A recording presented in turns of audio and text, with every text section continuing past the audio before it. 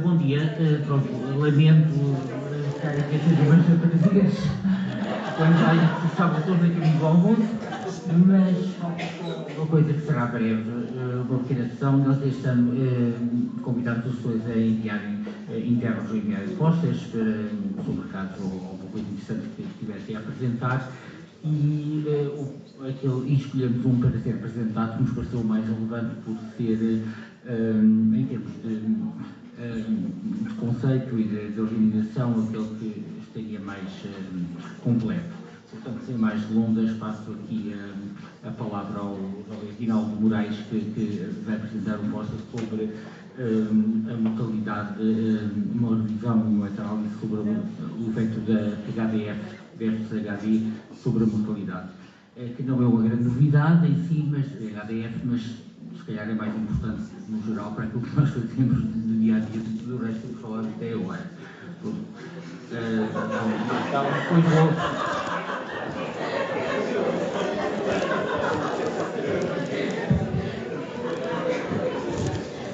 Bem, mais uma vez, bom dia a todos. Antes da minha exposição, gostava de me apresentar. Eu sou Aguinaldo Moraes. Sou Aguinaldo Moraes, sou médico interno de nefrologia do Hospital Militar em Angola. Estou em Portugal para fazer estágios complementares da especialidade, que nós não temos algumas valências lá, e que provavelmente começa já brevemente para este mês, espero que sim. Bem, também gostava de agradecer a organização pela seleção do meu trabalho e no final espero colher sugestões e contribuições para poder engrandecer essa pesquisa. Na verdade, o tema é a hemodiafiltração versus a hemodiálise convencional, a propósito de uma revisão sistemática e meta-análise, que é um trabalho que eu estou em fase de pesquisa e que provavelmente termino dentro de mais alguns meses. Primeiro, para dizer que a escolha entre a hemodiafiltração e a hemodiálise permanece uma questão de debate, mesmo até agora na literatura não se consegue dizer se a hemodiálise realmente é superior a hemodiafiltração é superior à hemodiálise convencional ou não, e essa questão de debate então suscita sempre ainda um bichinhozinho para nós abordarmos sobre ela. Estudos têm sugerido que a doença renal terminal, que doentes com doença renal terminal podem beneficiar da hemodiafiltração em altas doses, quando comparados com pacientes em hemodiálise convencional, principalmente de alto fluxo. E por haver limitações nesses diversos estudos publicados, são necessários ainda mais dados adicionais para ver se melhora esses resultados do ponto de vista da análise estatística.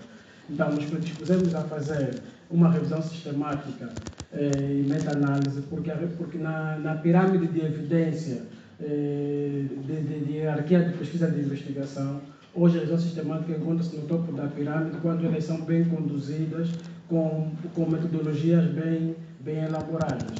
Foi assim que nosso objetivo foi comparar a HDF com a HD convencional relativamente à mortalidade por todas as causas cardiovasculares, eventos cardiovasculares não fatais e vários outros desfechos. Nós temos mais de 20 desfechos nessa revisão sistemática. Por quê? Porque os estudos principais, quando avaliam, os outros desfechos que são secundários acabam por não terem aquela visibilidade e atualmente recomenda-se que, para que a hemodiafiltração possa se provar que realmente tem esse poder em relação à hemodiálise convencional, é necessário que se avaliam também os outros desfechos que não têm tido tanto realce assim.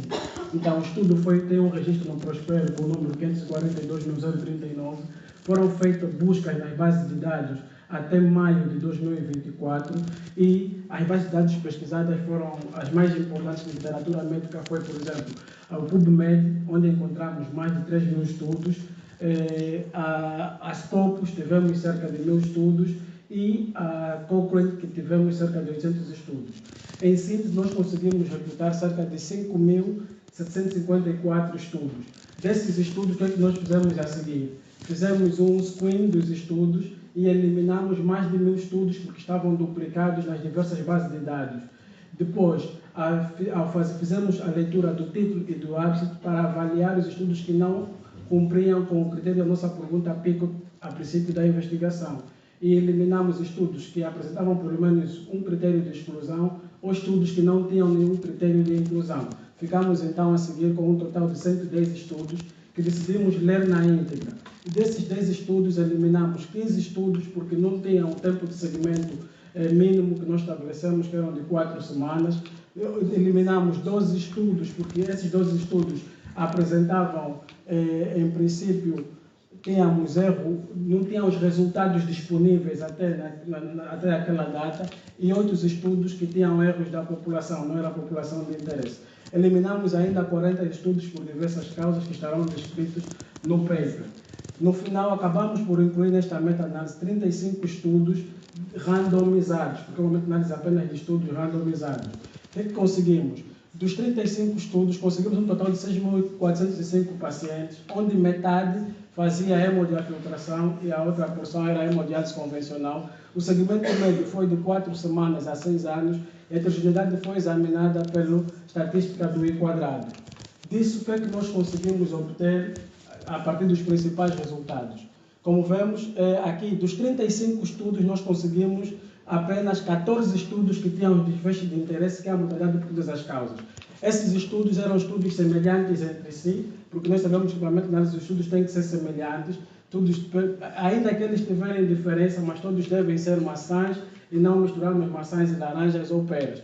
Podem ser maçãs de diferentes cores, mas nunca uma outra fruta que não seja essa que nós nos comprometemos. Então, na primeira coluna temos os 14 estudos, a seguir temos os grupos que nós avaliamos, a intervenção foi a hemodiafiltração e o controle foi a hemodiálise convencional.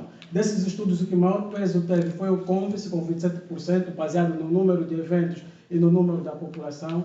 E estudos a seguir foi o Grothman, Fitness e outros estudos que nós tivemos.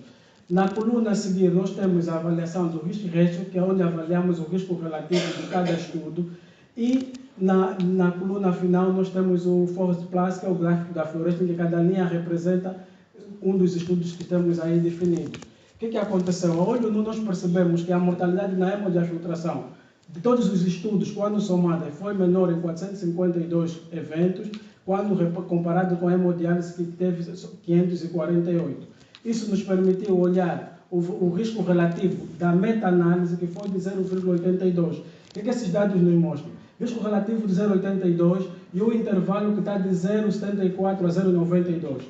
Esse dado nos permite dizer que, com 95% de confiança, de que na população dos doentes renais que nós avaliamos, o risco relativo está nesse intervalo aqui, que engloba o da amostra que nós estudamos e que não tem o valor 1. Se não tem o valor 1, nos dá confiança para nós rejeitar a hipótese nula de que na população de pacientes que fazem essas duas técnicas não existe uma diferença significativa em relação, ou seja, existe uma diferença significativa em relação à mortalidade nesses pacientes. Por fim, nós vimos que o nosso estudo teve uma heterogeneidade de 0%, sujada ausente. Isso porque o quadrado está em 0, apesar de serem estudos diferentes, feitos em países diferentes, mas teve uma baixa heterogeneidade. Também confirmamos ainda a rejeição da hipótese nula, por quê? Porque o valor de P foi inferior a 5%, foi de 0,004. Isso também nos dá confiança para dizer que rejeitamos a hipótese nula de que não existe nenhuma diferença quando se compara a mortalidade nessas duas populações. A seguir, vimos que todas as causas também seguiu o mesmo ritmo. O valor de risco relativo foi de 0,74.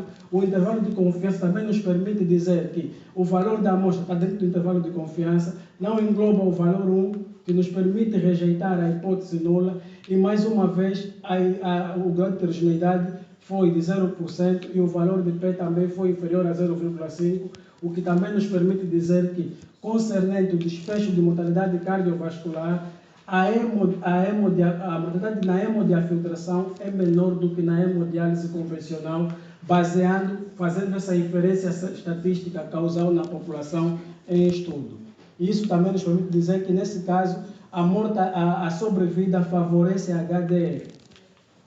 Depois temos as causas não cardiovasculares, diferentes da anterior, apesar de que na amostra o risco relativo foi de 0,88, que está dentro do nosso intervalo de confiança, mas porém aqui o valor 1 está dentro desse intervalo, o que não nos permite rejeitar a hipótese nula de que não existe diferença nessas duas populações. Mesmo o valor de P é superior a 5% e 13%, também não nos permite nós fazer esta rejeição em relação a essa parte não cardíaca. Porém, acreditamos que o número de estudos que nós conseguimos englobar aqui, ou que cumpriu com esse critério, foi baixo, tem amostra insuficiente, e também aqui a heterogeneidade foi de 8%, apesar de ainda estar no intervalo baixo de heterogeneidade, mas acreditamos que aqui pelo menos o número de amostra influenciou para que não se atingiu a esta alteração em relação aos estudos anteriores. O mesmo em relação às causas infecciosas, o número de estudos que trouxeram informação sobre causas infecciosas foram apenas 5 estudos. Também na amostra o risco relativo foi 0,71%, que está dentro do intervalo de confiança, porém o intervalo de confiança tem um valor 1, que não nos permite rejeitar a hipótese nula de que na população de doentes renais que fazem essas duas técnicas, a mortalidade não existe nenhuma diferença significativa. O valor de P também é superior a 0,05, também não nos permite fazer essa rejeição. Então, a título de conclusões, nós vimos que, apesar de faltar evidências que permitam a utilização generalizada e inequívoca da HDF como técnica superior à HD, nossos resultados preliminares demonstram diminuição da mortalidade, quer por todas as causas e quer causas cardiovasculares.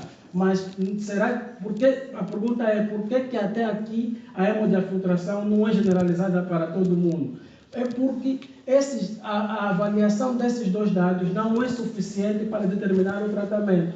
Existem outros desfechos que precisam ser avaliados, só que os estudos principais não trazem esses estudos, colocam em desfechos secundários, eles não são avaliados de forma primária, o que nos dá uma amostra menor. Logo, ainda nos falta analisar, nessa meta-análise, alguns desfechos do nosso estudo relativamente a parâmetros de diálise, parâmetros laboratoriais, tolerância dialítica, qualidade de vida, hemodinâmica, estado nutricional, que são todos esses conjuntos de desfechos que, se nós conseguirmos provar que também nesses desfechos existe realmente uma diferença na mortalidade, aí sim será possível bater o martelo para dizer que a hemodiafiltração realmente é superior à hemodiálise convencional. Porém, é necessário que surjam mais estudos. Nesse momento existem vários estudos experimentais, como o ensaio H4RT, cujos resultados permitirão agregar mais valor de forma global, porque vão explorar mais dados a nível de subgrupo. Então, dou por terminada a minha apresentação.